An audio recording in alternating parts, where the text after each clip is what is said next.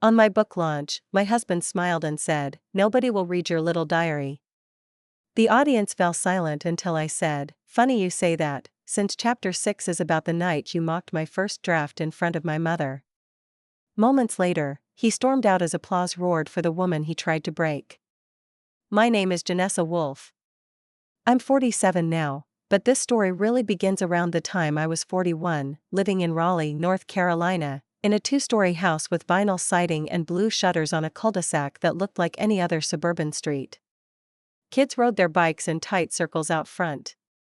Mailboxes leaned slightly from years of careless deliveries. I was married to a man named Halden Wolf. An accountant, neat dresser, the kind of guy who cleaned his glasses with a microfiber cloth and arranged his socks by shade. He was always composed. Controlled. Not affectionate, not cruel, just cold. Think of a refrigerator that talks occasionally. We'd been married nearly 18 years. Had 2 kids, Aubrey and Miles, both in high school then.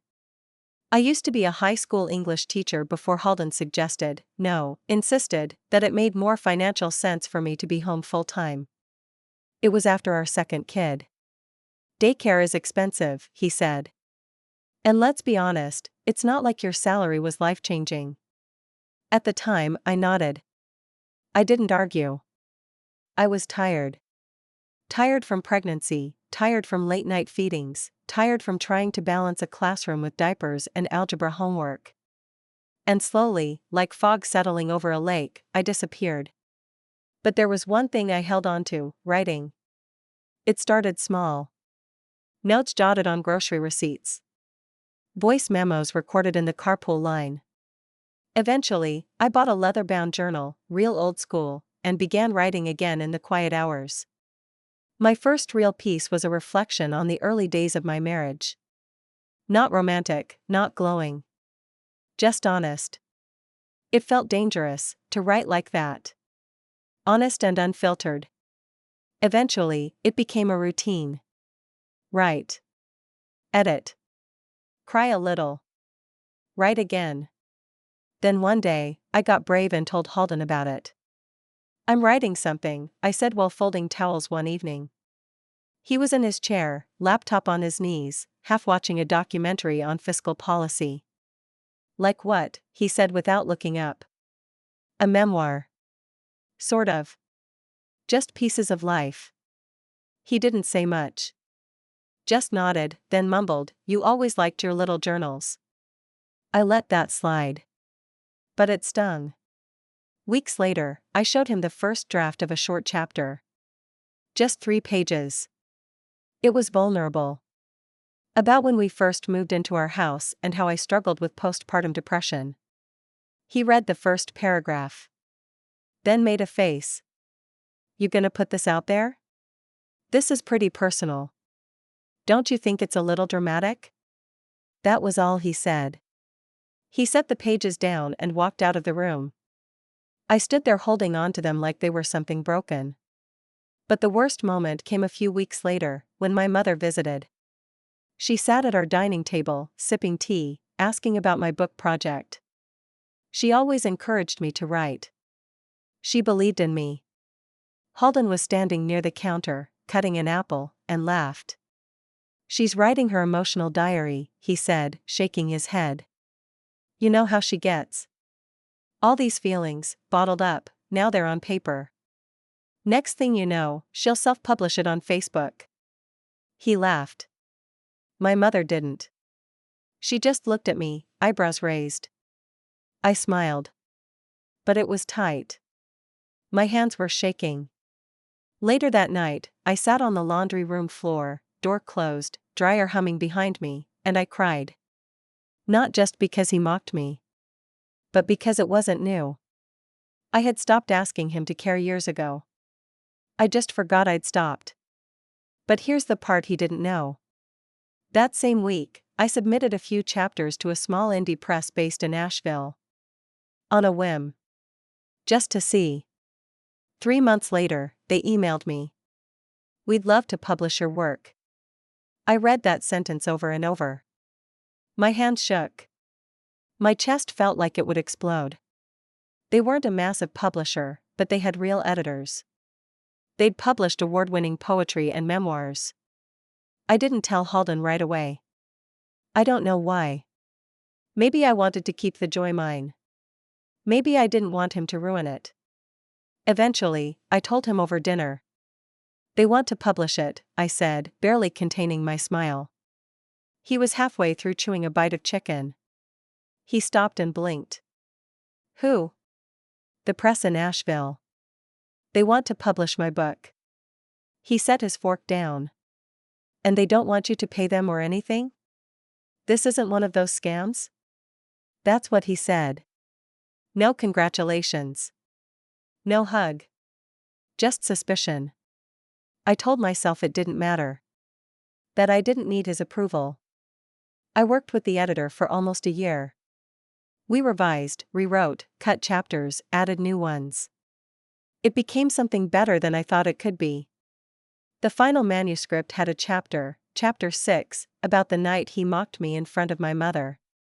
It wasn't angry. Just honest. My mother read it and cried. When the book was finally set to release, the publisher offered to host a launch reading at Quail Ridge Books in Raleigh. A cozy, beloved place. I used to take my kids there for story time. I invited family, friends, former coworkers, even some of my old students from when I taught. And, yes, I invited Halden. He wore a blazer he hadn't worn in years. Said it felt tight in the shoulders. We didn't speak much on the way to the reading. He drove, music low, hands tight on the steering wheel. The bookstore was packed.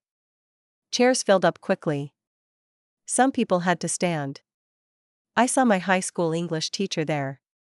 My mother sat in the front row, holding the first signed copy. When it was time, I stepped up to the mic. I read passages. People laughed. Some wiped away tears. I watched them lean in, nod along, get lost in the rhythm of my words. Then, just as I was wrapping up, about to introduce the final excerpt, Halden, from the back of the room, let out a sigh and muttered, "Nobody's gonna read your little diary." Not loud. But loud enough. The room went silent. You could feel the tension press against the walls. I looked up. Right at him. "Funny you say that," I said into the mic, "since chapter 6 is about the night you mocked my first draft in front of my mother." There were a few gasps. Then I turned back to the page and read. Word for word. The chapter detailed that moment at the table. My mother's face. His laugh. My shame. When I finished, I looked up. Applause. Loud, warm, and long. Halden stood up, face red. He turned and walked out. Didn't say a word. The applause grew louder. My mother reached out, took my hand, and squeezed it. After Halden walked out of the bookstore, the applause kept going like no one even noticed, or maybe like everyone noticed, and that was the point. I remember blinking fast, trying not to cry, not because I was sad, but because I'd never felt so seen. Heard. Not just as a wife, or a mother, or someone's plus one. But as me. I stepped down from the mic and hugged my mother first. She whispered, "About damn time," and we both laughed. My friend Laura, who I hadn't seen in years, wrapped me in a hug so tight I thought my ribs might crack. She was one of the first people to tell me I should have left Halden years ago. I hadn't listened back then. I wasn't ready. I signed books for nearly an hour after the reading. People shared their own stories, quietly, shyly. One woman leaned in and said, "Chapter 3? That was my life 10 years ago. I wish I'd had the courage to write it down." A man in his 60s told me he hadn't cried over a book since college. One teenage girl just said, "Thank you," and slipped out without another word. It was surreal. But I was still waiting for the other shoe to drop. Halden didn't text. Didn't call. Didn't wait outside. He was just gone. And maybe, deep down, I hoped that meant he realized something. That he'd come home and say he was sorry. That he'd change. He didn't. When I got back that night, the house was dark. His car was gone. A single lamp in the hallway was still on. Aubrey must have left it for me. I stood in the doorway of our bedroom for a moment, staring at the empty bed. It felt too big, like a hotel room where I didn't belong. There was a note on the kitchen counter. You humiliated me. I need space. That was it. No, I love you. No, we need to talk. Just a blame shift and an exit. I stared at it for a long time. Then I crumpled it and dropped it in the trash. The next morning, I made coffee. Sat at the table and stared out the window at the maple tree in the yard. The leaves were starting to turn. It was October. Miles had soccer practice after school. Aubrey was preparing for college applications. Life was still moving. I didn't chase Halden. I didn't text him. I didn't call to explain. Something in me had shifted permanently. It wasn't just that I'd stood up to him publicly. It was that I'd stopped shrinking for him privately. That shift was slow, and it was years in the making, but once it clicked into place, it was unmovable. Over the next week, Halden didn't come home. He sent a few short messages, asking if I'd told the kids anything, if there was food in the fridge, if I paid the mortgage. Nothing emotional. Just logistical. Like I was a house manager, not a wife. Aubrey asked me one night, "Is Dad mad at you?" I said, "He's upset about the book." She looked at me for a second, then said, "Well, he should be proud. It was good. I mean, really good." Miles didn't say much. But he gave me a hug before bed that night, without being asked. He hadn't done that in years. A week later, Halden showed up. Not at home, but at my mother's house. I was there having lunch. It was a Saturday. Soup and grilled cheese. Something comforting. When the doorbell rang, I knew. I could feel it before I even opened the door. He was standing there, in jeans and a coat he hadn't worn since last winter, eyes tired, hands stuffed in his pockets. "Can we talk?" he asked. I stepped onto the porch, pulled the door shut behind me. "Sure," I said, but my voice was flat. He looked out at the yard like he didn't want to meet my eyes. "I didn't expect you to say all that. At the reading. I didn't know you were going to make me the villain." I laughed. It came out without thinking. "You weren't written as the villain, Halden. You just recognized yourself." That shut him up for a second. He looked at me like I was a stranger. "You could have talked to me." "I tried," I said quietly. "For years. You just never listened." He shifted. I was embarrassed. "You made me look bad."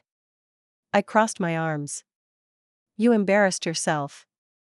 I just wrote it down. He didn't have anything to say to that. "I need space," he said again, like it was a line from a script he didn't know how to change. "You have it," I said. "You've had it." He walked back to his car. Didn't ask to come home. Didn't apologize.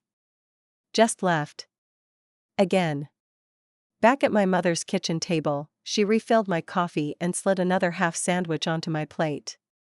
"Now what?" she asked. I shrugged. "Now. I keep writing."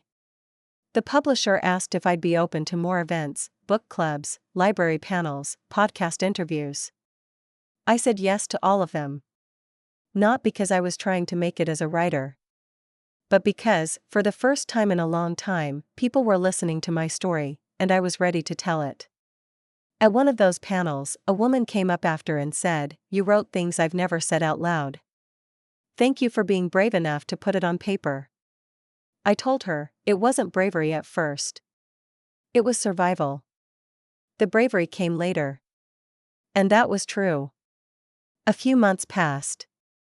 The holidays came. Halden didn't come home. He sent the kids gift cards, like that made up for anything. I told them they could call him if they wanted to. I didn't stop them. But I didn't chase him for them either. The house felt different. Lighter, somehow. I started playing music in the mornings again. I danced while making breakfast. The kids started joking with me again. My editor emailed me one night with the numbers. Modest success. Over 5,000 copies sold. For a debut memoir from an unknown woman in Raleigh, North Carolina, that was something. She ended the email with, "You should think about writing another one." I stared at the message for a long time. Then I opened a new document.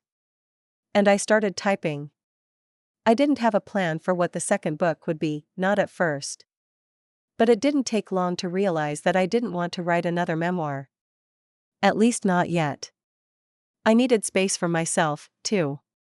From the deep digging, the emotional mining.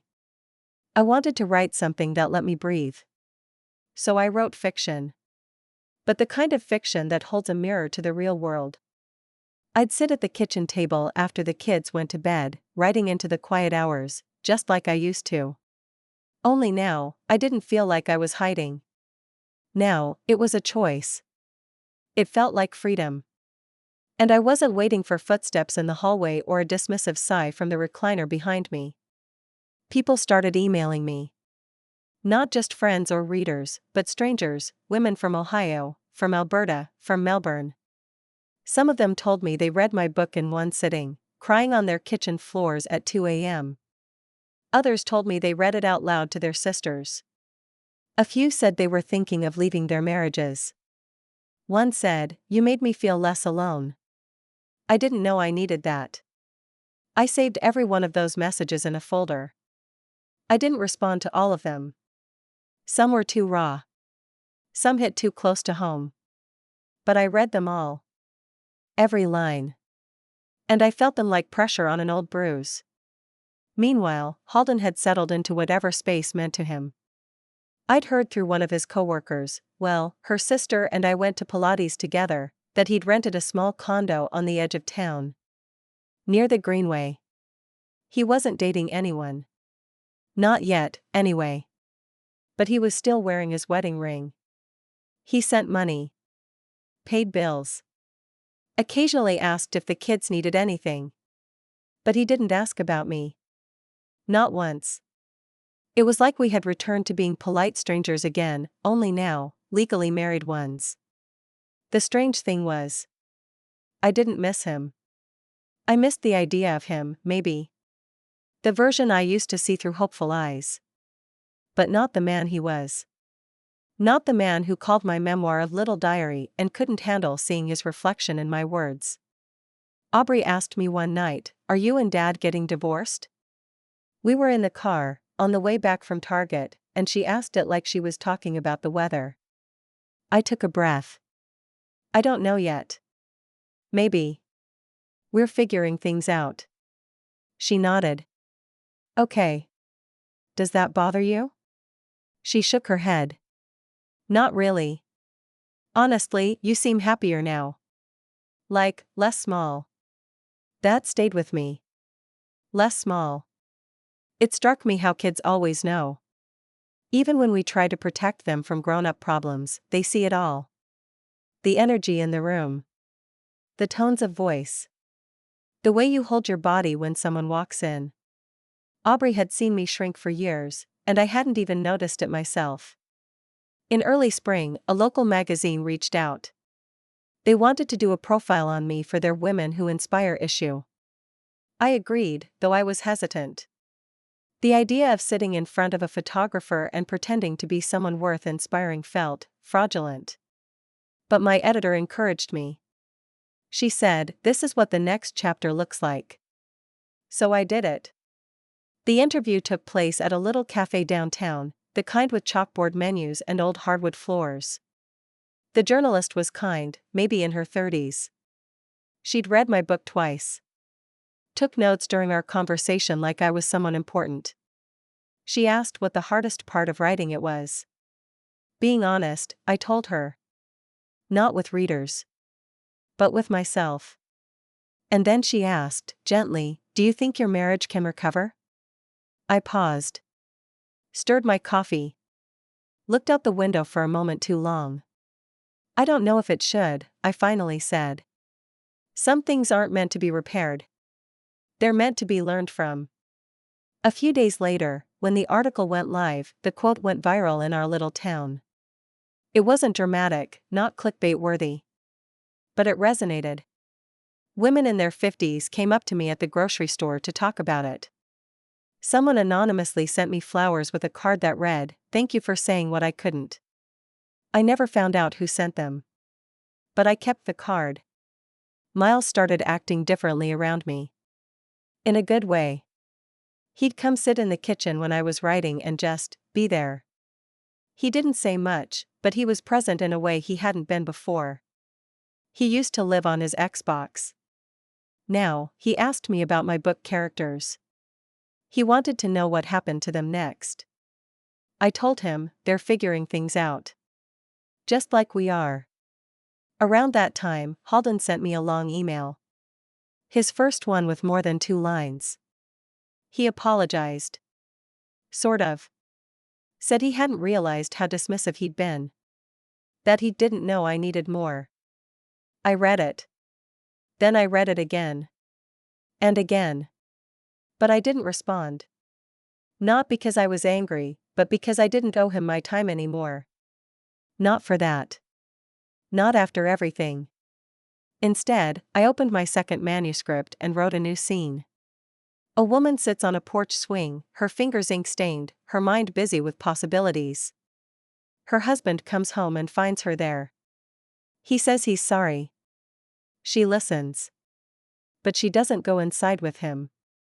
She stays on the swing, watching the sky change colors. By late spring, the second manuscript was nearly complete. I'd written more in those 6 months than I had in the previous 3 years. Words poured out of me, not because I was racing toward anything, but because I finally had the space, and the silence, to hear my own voice. Not the filtered version, not the edited for marriage version, just me. Real and raw. I kept the story close to the chest. Only my editor and my mother had read any of it. Not even Aubrey or Miles, not because I didn't trust them, but because I needed to finish it before letting anyone close poke at the seams. It felt like a living thing, still delicate. Meanwhile, Halden kept hovering. Not in person, he hadn't come by the house since the day on my mom's porch, but in small, awkward texts. How are the kids? Did you ever get the car inspected? Saw your magazine article. That last one made my stomach twist. I never imagined him reading it. The idea of him seeing me through someone else's eyes, seeing me described as resilient, as candid, as someone other women admired, it must have cracked something in him. Or maybe that was wishful thinking. He didn't reference the quote. The one about how not everything should be repaired. But I know he read it. He started asking to take the kids for lunch or dinner. Separately. Never both at once. I let him. I didn't interfere. But I always wondered what he was saying. Whether he was telling his side. Whether he was softening the edges or owning up to them. Aubrey didn't talk much about those visits. She'd just come home quieter than usual. One night, I found her sitting on the front steps, phone in hand, not scrolling, just staring at the sky. I sat beside her. She didn't say anything for a while. Then she said, "He doesn't get it." I didn't ask who she meant. I didn't have to. "I think he thinks if he waits long enough, you'll go back to how things were," she continued. "Like, you just need time to calm down." I nodded. "That sounds like your dad." She looked over at me. "Are you going back?" I thought about that swing scene I'd written. About how many times I'd replayed that moment in my head, not with fictional characters, but with me. "No," I said. "I'm not." Aubrey leaned her head on my shoulder. "Good." That night, I finally started clearing out the closet. Not for any grand symbolic reason. I just wanted space. I bagged up the old suits Halden had left behind, the dress shirts, the ties. I found receipts in the pockets, old cough drops, a few of those little silica gel packs. I dropped them all into a donation bin. And there, tucked in the back, was the first printed draft of my manuscript. The one he said was melodramatic. The one I cried over in the laundry room. I sat cross-legged on the floor and read the first page again. I barely recognized the writing, it was so hesitant, so careful, like it was asking for permission to exist. I smiled. Then I fed it page by page into the shredder. That wasn't me anymore. One evening in early June, Halden asked if we could meet. Just the two of us. To talk, he said. I told him we could meet at the park near the library. Neutral ground. He arrived early. Always did. That was one thing that never changed. He stood by the bench like he wasn't sure whether to sit or keep standing. When I got there, I waved once. No hug. No smile. We sat. He cleared his throat. I wanted to say thank you. For letting me see the kids. For not poisoning them against me. I didn't say anything. He looked down at his hands, fidgeting with his wedding ring. Still on. I miss you, he said quietly. I looked at him, but it felt like I was seeing a faded photo. I remembered the shape of the man, the familiarity of his habits, but the emotional connection was gone. Not bitterly. Just gone. I know, I said. There was a long pause. I read the book, he added. Cover to cover. That surprised me. I raised an eyebrow. And? He nodded slowly. You didn't lie. I didn't, I said. It hurt to see myself like that, he admitted. I turned toward him. It hurt more to live it. He didn't argue. After a while, he said, I thought we were fine. I really did. I know you did. He rubbed the back of his neck. What do I do with that? I shrugged. That's not my question to answer anymore. That was the first time he looked truly devastated. But I didn't offer comfort. Not because I wanted to punish him. But because it wasn't my role anymore to suit the discomfort he created. He stood up after a few minutes. I guess I just wanted to say it. That I read it. That I see it now. Maybe too late, but I do. Okay, I said. He nodded once, then walked away. Didn't ask for another chance. Didn't say he'd change. Just left. And I let him. When I got home, there was a letter on the kitchen table. Aubrey had left it. It wasn't long. Just a few lines. I know you didn't write the book for us.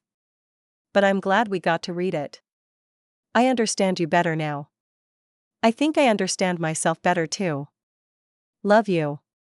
I folded it gently and slid it into the same drawer where I kept the first check I got from the publisher. Not because of the money, but because it was proof. Proof that a quiet woman from Raleigh, who spent years folding laundry and being told to stop dreaming, had finally done something that mattered, to herself and to others.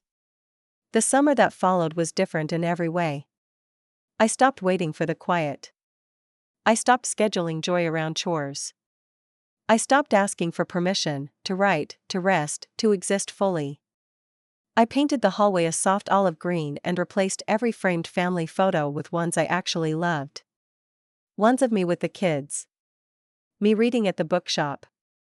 Me standing in a field in Asheville, hair wild in the wind. The old photos of Halden and I smiling for cameras, pretending at dinner parties, standing beside Christmas trees. I boxed them up and stored them in the garage.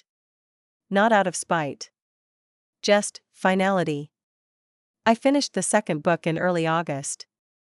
It was fiction, technically. But anyone who knew me well could see the seams where real life had bled into the story. It was about a woman who'd spent decades being everyone's background character, wife, mother, helper, until she realizes she's been editing herself out of her own life. Until she stops. My editor called the first draft sharp and soulful. The publisher agreed to a spring release. They even upped the budget for a tour. Chicago, Boston, New York. A publicist reached out. She said, "We think you're about to break through." I just nodded. I'd heard those kinds of words before. But something in me knew, this time, it was real. And then, the full circle moment came. A literary conference in Durham reached out. A big one. Panels, keynote speakers, industry insiders. They wanted me to speak on the closing day. On a panel called Writing Your Truth, How Memoir Becomes Movement. They offered a small honorarium, travel accommodations, I didn't need them, of course, and a place at the author signing table beside some very recognizable names. And then the kicker, they invited Halden. Not personally. But the firm he worked for had sponsored the event for years. He'd be there. Not as a guest. But as a vendor, manning a booth for their publishing finance services. I said yes. Of course I did. When I arrived, I wore a dark green silk blouse, the exact shade of confidence. Simple gold earrings.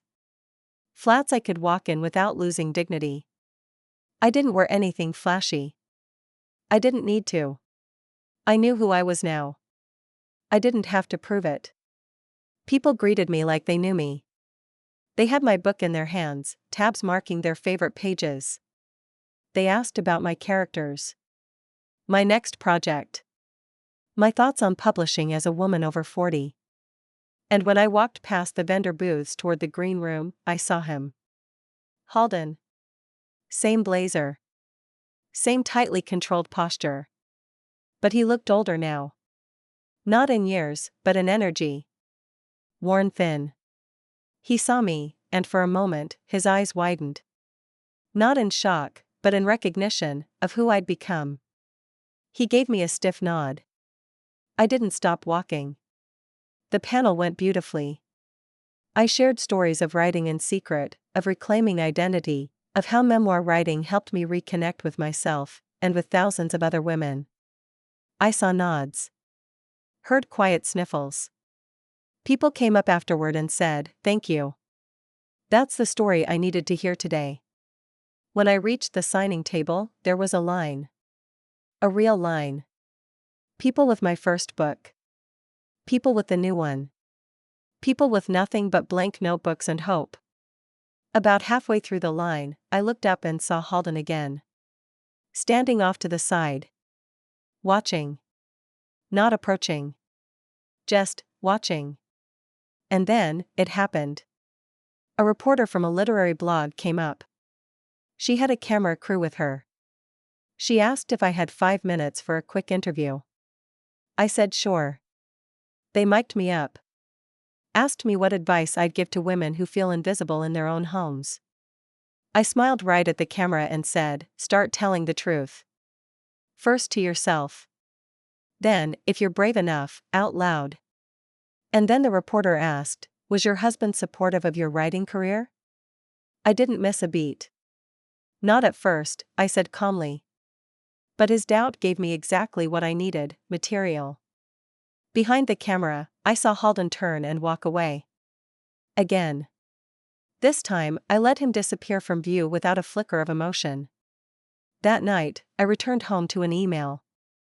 From the same publishing firm Halden worked for. The subject line?